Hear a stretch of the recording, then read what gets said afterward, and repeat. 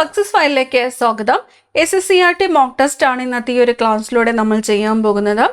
10ാം ക്ലാസ്സിൽ സോഷ്യൽ സയൻസിൽ നിന്നുമുള്ള 5ാമത്തെ അധ്യായം പണവും സമ്പദ് വ്യവസ്ഥയും.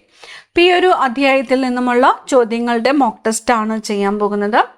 റീസെൻ്റ് ആയിട്ട് പരീക്ഷകളിൽ ചോദിച്ചു കാണുന്ന ക്വസ്റ്റ്യൻസ് ആണുള്ളത്. അപ്പം മുഴുവൻ ക്വസ്റ്റ്യൻസും അറ്റൻഡ് ചെയ്യുക.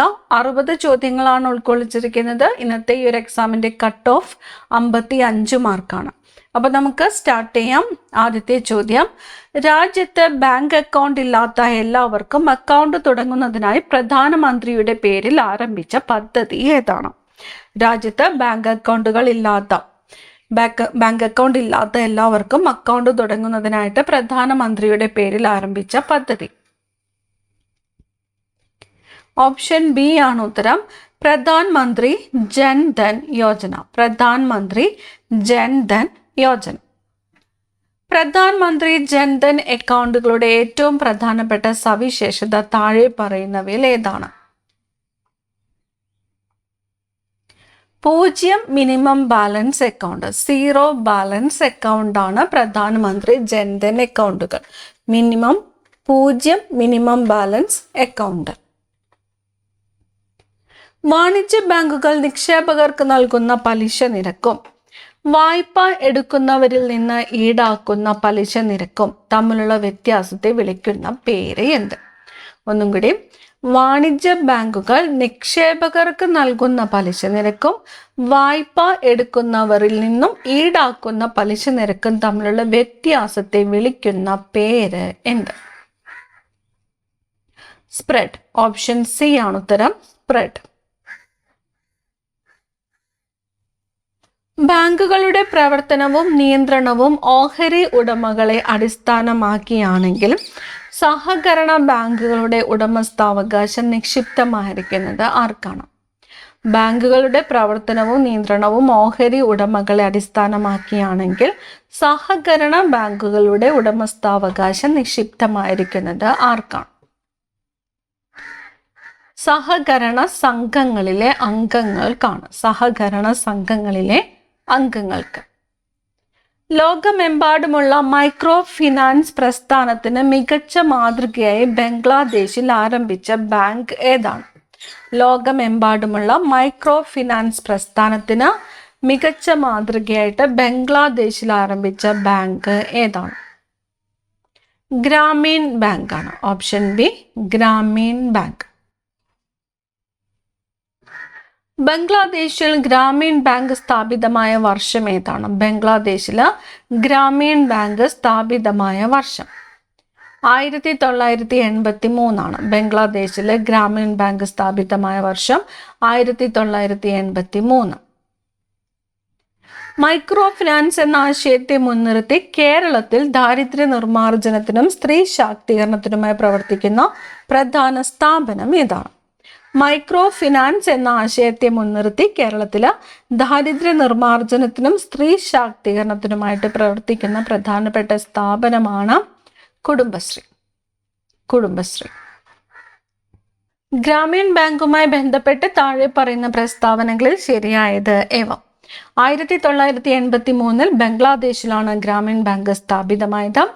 പ്രൊഫസർ മുഹമ്മദ് യൂനുസ് ആണ് മൈക്രോ ഫിനാൻസിന് മികച്ച ഉദാഹരണമായ ഈ ബാങ്ക് സ്ഥാപിച്ചത്. ശരിയായത് ഏത് എന്നതാണ് ചോദ്യം. ശരിയായത് ഓപ്ഷൻ സി ആണ് ഉത്തരം. 1ഉം 2ഉം ശരിയാണ്. 1983 ബംഗ്ലാദേശിലാണ് ഗ്രാമീൺ ബാങ്ക് സ്ഥാപിതമായത്. ശരിയാണ്.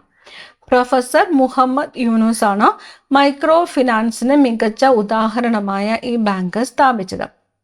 അപ്പം ഗ്രാമീൺ ബാങ്ക് സ്ഥാപിച്ചത് ആരാണ്? മുഹമ്മദ് യൂനുസ്.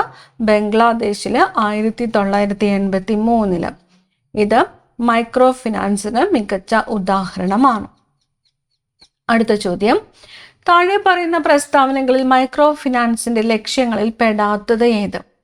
തന്നിരിക്കുന്നു. ചെറുകിട സംരംഭകരെ പ്രോത്സാഹിപ്പിക്കുക, വൻകിട കോർപ്പറേറ്റ് കമ്പനികൾക്ക് കുറഞ്ഞ പലിശയ്ക്ക് വായ്പ ലഭ്യമാക്കുക, ജനങ്ങളുടെ ജീവിത നിലവാരം മെച്ചപ്പെടുത്തുക.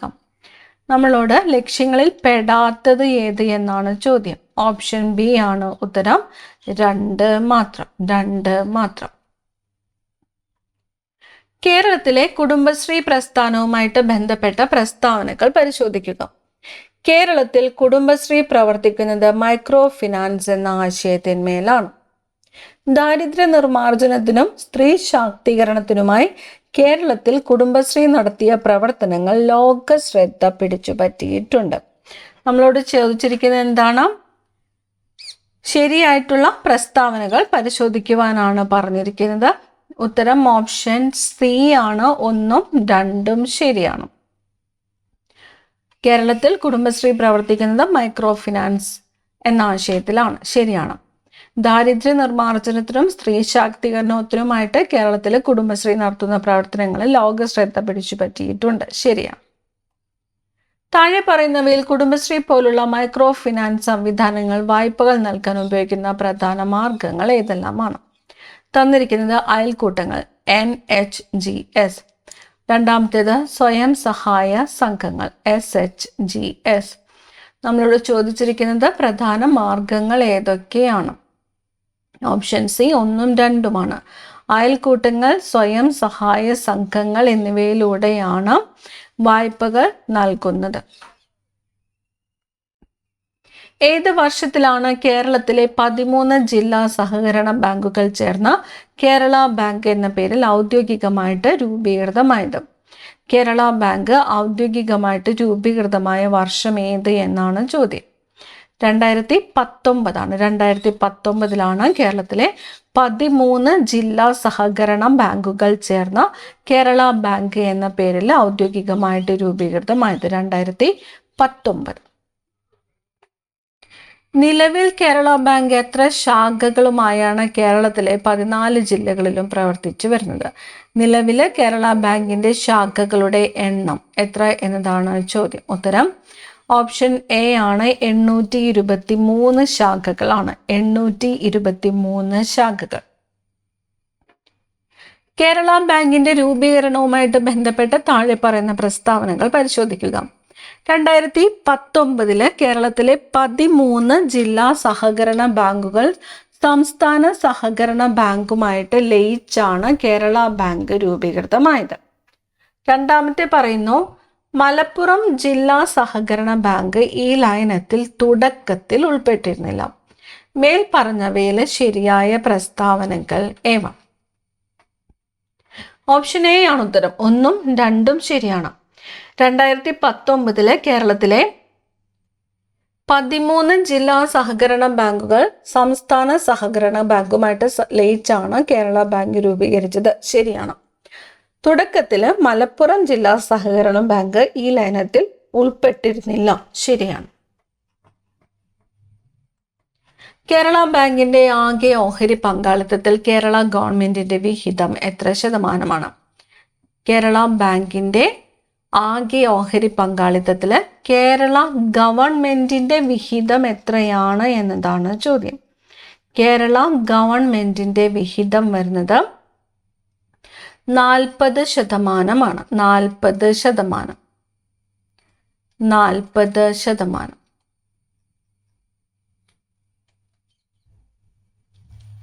ബാങ്കിന്റെ ഓഹരിയിൽ 40% കേരള ഗവൺമെന്റിനും 30% ജില്ലാ സഹകരണ ബാങ്കിനും 30% മറ്റുള്ളവർക്കുമായാണ് വരുന്നത്.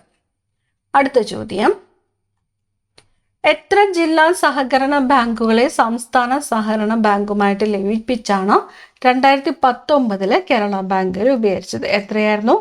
13. 13. Option A. Option B 13. Option B 13. Thiruvananthapuram കേന്ദ്ര സഹകരണ ബാങ്ക് റിസർവ് ബാങ്ക് ഓഫ് ഇന്ത്യയുടെ 2ാം പട്ടികയിൽ ഉൾപ്പെട്ടത് എന്നാണ്? തിരുവനന്തപുരം കേന്ദ്ര സഹകരണ ബാങ്ക് റിസർവ് ബാങ്ക് ഓഫ് ഇന്ത്യയുടെ 2ാം പട്ടികയിൽ ഉൾപ്പെട്ടത് എന്ന്? 1966 ജൂലൈയിലാണ്. 1966 ജൂലൈ. കേരള ബാങ്കിന്റെ ചരിത്രപരമായ തുടക്കമായി കണക്കാക്കുന്ന തിരുവിതാംകൂർ സഹകരണ സംഘ നിയമം പാസാക്കിയ വർഷം ഏതാണ്?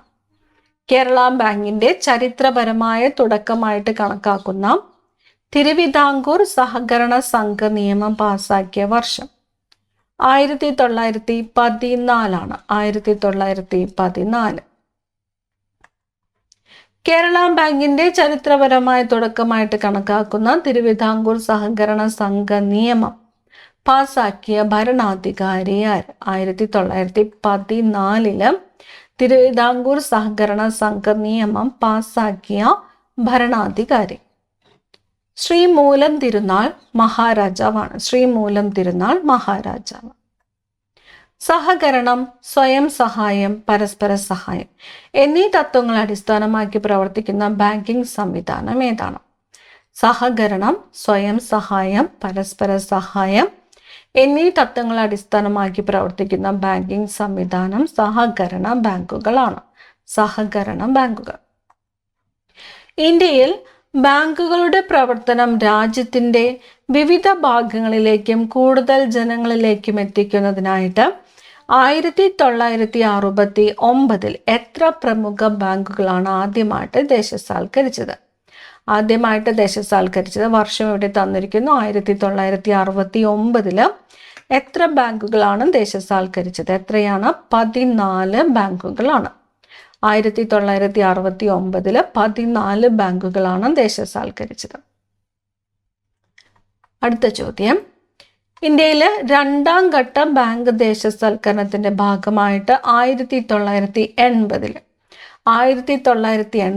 എത്ര ബാങ്കുകളെയാണ് ഗവൺമെന്റ് ഏറ്റെടുത്തത്? എത്ര ബാങ്കുകളാണ് ദേശസാൽക്കരിച്ചത്? 6 ബാങ്കുകളാണ്. ഓപ്ഷൻ ബി ആണ് ഉത്തരം. 6 ബാങ്കുകൾ. താഴെ പറയുന്നവയിൽ ബാങ്ക് ദേശസാൽക്കരണത്തിന്റെ പ്രധാന ലക്ഷ്യങ്ങളിൽ ഉൾപ്പെടാത്തത് ഏത്? ഉൾപ്പെടാത്തതാണ് ഇവിടെ ചോദിച്ചിരിക്കുന്നത്. ഓപ്ഷൻസ് തന്നിരിക്കുന്നത്: ഗ്രാമീണ മേഖലയിലെ ബാങ്കിംഗ് സൗകര്യങ്ങൾ വികസിപ്പിക്കുക, കർഷകർക്ക് കുറഞ്ഞ നിരക്കിൽ വായ്പ ലഭ്യമാക്കുക, സാമ്പത്തിക ശക്തി ഏതാനും ജനങ്ങളിൽ കേന്ദ്രീകരിക്കുന്നത് തടയുക, വിദേശ ബാങ്കുകളുടെ ശാഖകൾ ഇന്ത്യയിൽ വർദ്ധിപ്പിക്കുക. നമ്മളോട് ചോദിച്ചിരിക്കുന്നത് എന്താണ്? ബാങ്ക് ദേശസാൽക്കരണത്തിന്റെ പ്രധാന ലക്ഷ്യങ്ങളിൽ ഉൾപ്പെടാത്തത് ഏത് എന്നാണ്. ഓപ്ഷൻ ഡി ആണ് ഉൾപ്പെടാത്തത്. Option D. ബാങ്കുകൾക്ക് തങ്ങൾക്ക് ലഭിച്ച ആകെ നിക്ഷേപത്തിന്റെ എത്ര ഭാഗം വായ്പയായിട്ട് നൽകി എന്ന് സൂചിപ്പിക്കുന്ന സാമ്പത്തിക സൂചിക ഏതാണ്? ഇപ്പൊ ബാങ്കുകൾക്ക് ലഭിച്ച ആകെ നിക്ഷേപത്തിന്റെ എത്ര ഭാഗം വായ്പയായിട്ട് നൽകിയെന്ന് സൂചിപ്പിക്കുന്ന സാമ്പത്തിക സൂചിക വായ്പ നിക്ഷേപ അനുപാതം, credit deposit ratio, CDR. Option B വായ്പ നിക്ഷേപ അനുപാതം. ഇന്ത്യയിലെ ബാങ്കുകളുടെ വായ്പാ നിക്ഷേപ അനുപാതത്തിന്മേൽ മേൽനോട്ടം വഹിക്കുന്ന ഔദ്യോഗിക സ്ഥാപനം ഏതാണ്? ഇന്ത്യയിലെ ബാങ്കുകളുടെ വായ്പാ നിക്ഷേപ അനുപാതത്തിന്മേൽ മേൽനോട്ടം വഹിക്കുന്ന ഔദ്യോഗിക സ്ഥാപനം റിസർവ് ബാങ്ക് ഓഫ് ഇന്ത്യയാണ്. Option C reserve Bank of India. ഒരു ബാങ്കിന് ഉയർന്ന വായ്പാ നിക്ഷേപ അനുപാതം ഹൈ CD റേഷ്യോ ഉണ്ട് എന്നതുകൊണ്ട് അർത്ഥമാക്കുന്നത് എന്താണ്? ഒരു ബാങ്കിന് ഉയർന്ന വായ്പാ നിക്ഷേപ അനുപാതമുണ്ട് എന്നതുകൊണ്ട് അർത്ഥമാക്കുന്നത് ബാങ്കിന് ലഭിച്ച ആകെ നിക്ഷേപത്തിന്റെ വലിയൊരു ഭാഗം ബാങ്ക് വായ്പയായിട്ട് നൽകി എന്നതാണ്. ബാങ്കിന്റെ നിക്ഷേപത്തിന്റെ വലിയൊരു ഭാഗം ബാങ്ക് വായ്പയായിട്ട് നൽകി എന്നതാണ് ഉയർന്ന വായ്പാ നിക്ഷേപ അനുപാതം കൊണ്ട് അർത്ഥമാക്കുന്നത്. ഇനി താഴെ പറയുന്നവയിൽ കുറഞ്ഞ വായ്പാ നിക്ഷേപാനുപാതം സൂചിപ്പിക്കുന്നത് എന്താണ്? കുറഞ്ഞ വായ്പാ നിക്ഷേപ അനുപാതം സൂചിപ്പിക്കുന്നത് ബാങ്ക് അതിൻ്റെ നിക്ഷേപത്തിന്റെ ചെറിയൊരു ഭാഗം മാത്രമേ വായ്പയായിട്ട് നൽകിയിട്ടുള്ളൂ എന്നാണ്. ബാങ്ക് അതിൻ്റെ നിക്ഷേപത്തിന്റെ ചെറിയൊരു ഭാഗം മാത്രമേ വായ്പയായിട്ട് നൽകിയിട്ടുള്ളൂ. എന്തു സൂചിപ്പിക്കുന്നു? കുറഞ്ഞ വായ്പാ നിക്ഷേപ അനുപാതം. കേരളത്തിൽ ബാങ്ക് ഇതര ധനകാര്യ കമ്പനിയായിട്ട് പ്രവർത്തിക്കുന്ന KSFE, Kerala state financial enterprises സ്ഥാപിതമായ വർഷം ഏതാണ്? KSFE സ്ഥാപിതമായ വർഷം ഏതാണ്? 1969 Kerala state financial enterprises KSFE സ്ഥാപിതമായ വർഷം 1969. താഴെ പറയുന്നവയിൽ KSFE തങ്ങളുടെ ശാഖകളിലൂടെ ഉപഭോക്താക്കൾക്കായിട്ട് നൽകുന്ന സേവനങ്ങളിൽ ഉൾപ്പെടുന്നത് ഏതെല്ലാം? ഇവിടെ തന്നിരിക്കുന്ന സ്വർണ്ണപ്പണയം, ചിട്ടികൾ, വിവിധ വായ്പകൾ. KSF നൽകുന്ന സേവനങ്ങൾ ഓപ്ഷൻ എ ആണ്. 1, 2, 3 എന്നിവയെല്ലാം. 3 സ്വർണ്ണപ്പണയം, ചിട്ടികൾ, വിവിധ വായ്പകൾ. ഇന്ത്യയിലെ ഓഹരി വിപണികളെയും മ്യൂച്വൽ ഫണ്ടുകളെയും നിയന്ത്രിക്കുകയും മേൽനോട്ടം വഹിക്കുകയും ചെയ്യുന്ന ഔദ്യോഗിക സ്ഥാപനം ഏതാണ്? ഇന്ത്യയിലെ ഓഹരി വിപണികളെയും മ്യൂച്വൽ ഫണ്ടുകളെയും നിയന്ത്രിക്കുകയും മേൽനോട്ടം വഹിക്കുകയും ചെയ്യുന്ന ഔദ്യോഗിക സ്ഥാപനം ഏതാണ്? സെബിയാണ്. SEBI, Securities and Exchange Board of India. Securities and Exchange Board of India. ഇന്ത്യയിലെ ഇൻഷുറൻസ് കമ്പനികളുടെ പ്രവർത്തനങ്ങളെ നിയന്ത്രിക്കുന്ന പരമാധികാര സ്ഥാപനം ഏതാണ്? ഇന്ത്യയിലെ ഇൻഷുറൻസ് കമ്പനികളുടെ പ്രവർത്തനങ്ങളെ നിയന്ത്രിക്കുന്ന പരമാധികാര സ്ഥാപനമാണ് IRDA, insurance regulatory and development authority. IRDA, insurance regulatory and development authority. ഇന്ത്യയിലെ ഭവന വായ്പാ സ്ഥാപനങ്ങളുടെയും അതുമായിട്ട് ബന്ധപ്പെട്ട ബാങ്കുകളുടെയും മേൽനോട്ടം വഹിക്കുന്ന പ്രധാന സ്ഥാപനം ഏതാണ്? ഭവന വായ്പാ സ്ഥാപനങ്ങളുടെയും അതുമായിട്ട് ബന്ധപ്പെട്ട ബാങ്കുകളുടെയും മേൽനോട്ടം വഹിക്കുന്ന പ്രധാന സ്ഥാപനം ഏത്? NHB ആണ്. National housing bank. NHB. ₹1 note ഒഴികെയുള്ള ബാക്കി എല്ലാ കറൻസി നോട്ടുകളും അച്ചടിക്കാൻ അധികാരമുള്ളത് ആർക്കാണ്? ₹1 നോട്ട് ഒഴികെയുള്ള ബാക്കി എല്ലാ കറൻസി നോട്ടുകളും അച്ചടിക്കാനായിട്ട് അധികാരമുള്ളത് റിസർവ് ബാങ്ക് ഓഫ് ഇന്ത്യക്കാണ്. Reserve Bank of India. താഴെ പറയുന്നവയിൽ ബാങ്ക് ഇതര ധനകാര്യ സ്ഥാപനങ്ങൾക്ക് ഉദാഹരണമായി കേരളത്തിലെ പൊതുമേഖലാ സ്ഥാപനം ഏതാണ്? KSFE ആണ്. KSFE.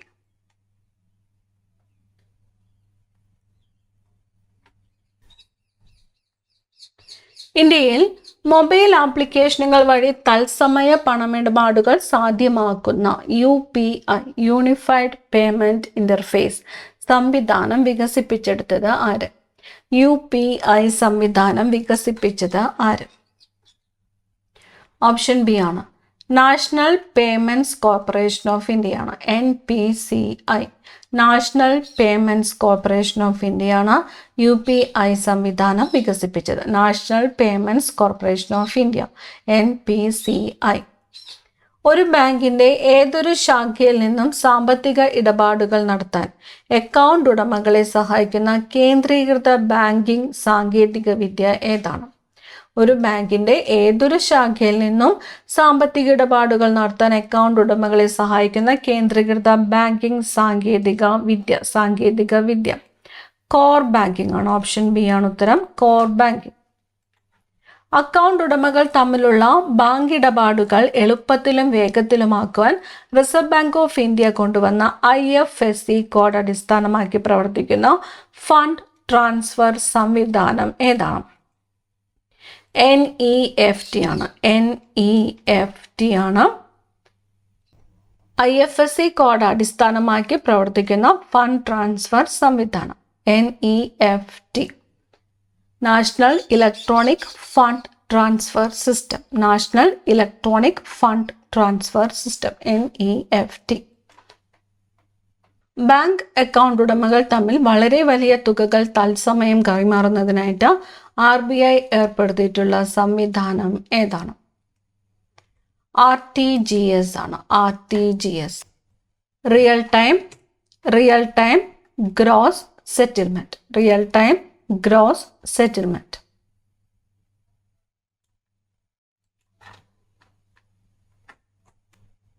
രാജ്യത്തെ നികുതി ചുമത്തൽ, ഗവൺമെന്റിന്റെ പൊതു ചെലവുകൾ എന്നിവയുമായി ബന്ധപ്പെട്ട് കേന്ദ്ര സർക്കാർ രൂപീകരിക്കുന്ന ഔദ്യോഗിക സാമ്പത്തിക നയം ഏതാണ്?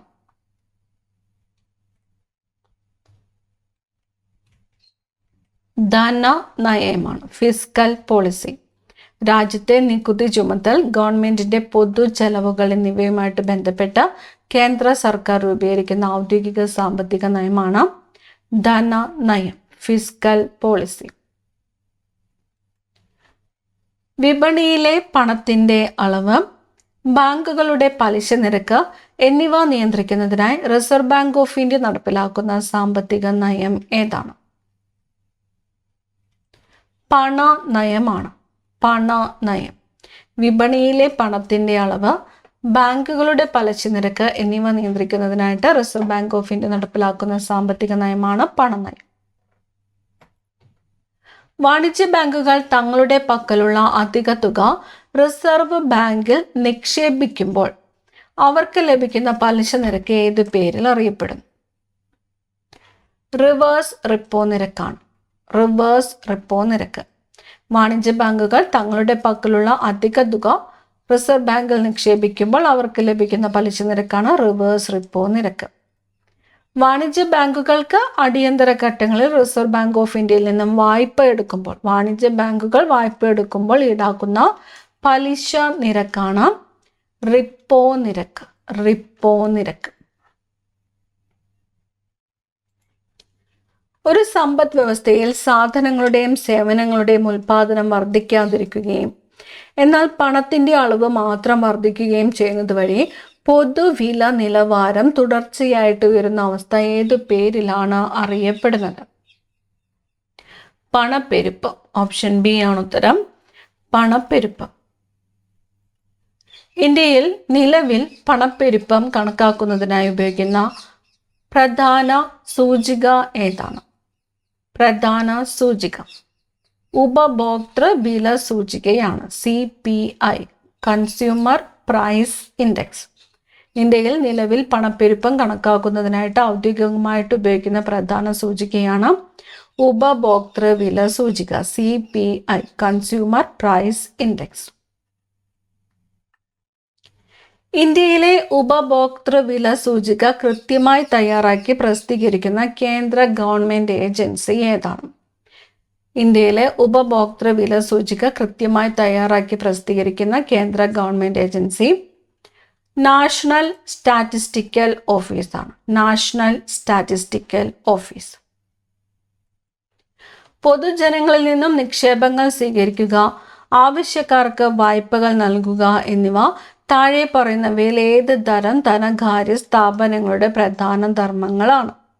പൊതുജനങ്ങളിൽ നിന്നും നിക്ഷേപങ്ങൾ സ്വീകരിക്കുക, ആവശ്യക്കാർക്ക് വായ്പകൾ നൽകുക എന്നിവ താഴെ പറയുന്നവയിൽ ഏത് തരം ധനകാര്യ സ്ഥാപനങ്ങളുടെ പ്രധാന ധർമ്മങ്ങളാണ്? വാണിജ്യ ബാങ്കുകളാണ്. ഓപ്ഷൻ ബി, വാണിജ്യ ബാങ്കുകൾ. ഒരു രാജ്യത്ത് പ്രചാരത്തിലുള്ള കറൻസികളുടെയും നാണയങ്ങളുടെയും ഉറവിടം ഏതാണ്? കേന്ദ്ര ബാങ്കാണ്. കേന്ദ്ര ബാങ്ക്. ഇന്ത്യയുടെ കേന്ദ്ര ബാങ്ക് ഏതാണ്? റിസർവ് ബാങ്ക് ഓഫ് ഇന്ത്യയാണ്. Reserve Bank of India. Reserve ബാങ്കിന്റെ തലവൻ അറിയപ്പെടുന്നത് ഏത് പേരിലാണ്? റിസർവ് ബാങ്കിന്റെ തലവൻ. റിസർവ് ബാങ്ക് ഗവർണറാണ്. ഈ ക്ലാസ്സിൽ നിങ്ങൾക്കായിട്ടുള്ള ചോദ്യം, നിലവിൽ റിസർവ് ബാങ്ക് ഗവർണർ ആര് എന്ന് കമന്റ് ചെയ്യുക. റിസർവ് ബാങ്ക് ഗവർണർ ആര് എന്ന് കമന്റ് ചെയ്യുക. ഏത് നിയമപ്രകാരമാണ് റിസർവ് ബാങ്ക് ഓഫ് ഇന്ത്യ സ്ഥാപിതമായത്? റിസർവ് ബാങ്ക് ഓഫ് ഇന്ത്യ സ്ഥാപിതമായത് 1934 reserve Bank of India act പ്രകാരമാണ്. 1934 reserve Bank of India act. Reserve Bank of India നിലവിൽ വന്നത് എന്നാണ്? റിസർവ് ബാങ്ക് ഓഫ് ഇന്ത്യ നിലവിൽ വന്നത് 1935 ഏപ്രിൽ 1-നാണ്. 1935 ഏപ്രിൽ 1. 1935 കൊൽക്കത്തയിൽ സ്ഥാപിതമായ RBIയുടെ ആസ്ഥാനം ഏത് വർഷമാണ് മുംബൈയിലേക്ക് മാറ്റിയത്? RBI സ്ഥാപിതമായത് എവിടെയാണ്? കൊൽക്കത്തയിലാണ്. 1935. RBIയുടെ ആസ്ഥാനം മുംബൈയിലേക്ക് മാറ്റിയ വർഷം ഏതാണ്? 1937 ആണ്. 1937. റിസർവ് ബാങ്ക് ഓഫ് ഇന്ത്യ ദേശസാൽക്കരിക്കപ്പെട്ടത് ഏത് വർഷം? റിസർവ് ബാങ്ക് ഓഫ് ഇന്ത്യ ദേശസാൽകൃതമായ വർഷം 1949 ആണ്. 1949. ഇന്ത്യയിൽ നാണയങ്ങളും 1 രൂപ നോട്ടും അച്ചടിച്ച് പുറത്തിറക്കുന്നത് ആര്? നാണയങ്ങളും 1 രൂപ നോട്ടും ഇന്ത്യ ഗവൺമെന്റിന്റെ ധനകാര്യ മന്ത്രാലയമാണ്. ഇന്ത്യ ഗവൺമെന്റിന്റെ ധനകാര്യ മന്ത്രാലയം. ഇന്ത്യ ഗവൺമെൻറ്റിൻ്റെ നേരിട്ടുള്ള ഉടമസ്ഥതയിലുള്ള നോട്ട് അച്ചടി പ്രസ്സുകൾ ഏതെല്ലാമാണ്? ഇന്ത്യ ഗവൺമെൻറ്റിൻ്റെ നേരിട്ടുള്ള ഉടമസ്ഥതയിലുള്ള നോട്ട് അച്ചടി പ്രസ്സുകൾ നാസിക്കും ദേവാസുമാണ്. ഓപ്ഷൻ സി ആണ് ഉത്തരം. നാസിക്, ദേവാസ്.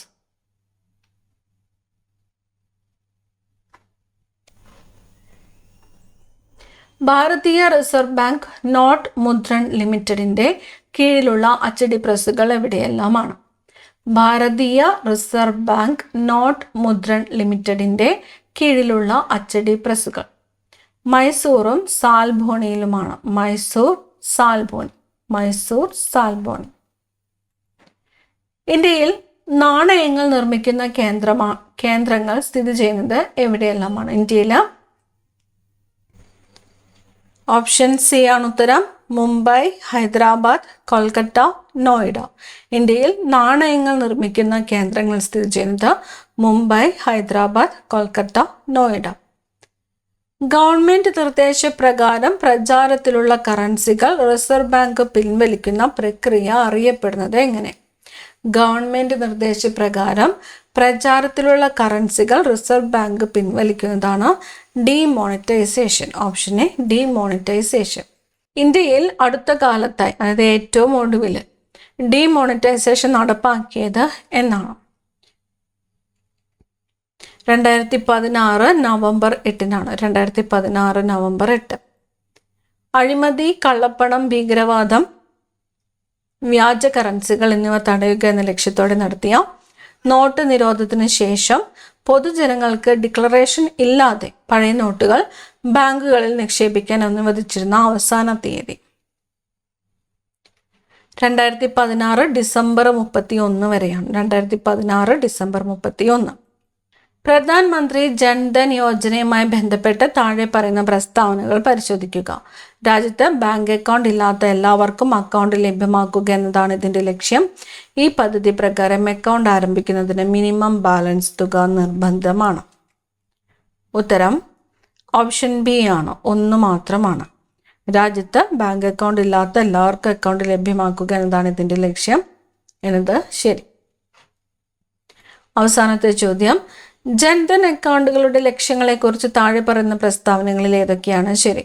താഴ്ന്ന വരുമാനക്കാർക്ക് സാമ്പത്തിക സേവനങ്ങൾ ലഭ്യമാക്കുക, ജനങ്ങളിൽ സാമ്പത്തിക സാക്ഷരത പ്രോത്സാഹിപ്പിക്കുക, ജനങ്ങളിൽ ബാങ്കിങ് ശീലം വളർത്തുക. ഉത്തരം ഓപ്ഷൻ എ ആണ്. 1, 2, 3 എന്നിവ എല്ലാം. 62 ചോദ്യങ്ങളിൽ നിങ്ങൾക്ക് എത്ര മാർക്ക് സ്കോർ ചെയ്യാൻ പറ്റിയെന്ന് കമൻറ്റ് ചെയ്യുക. അടുത്ത ക്ലാസ്സിൽ കാണാം. Thank you.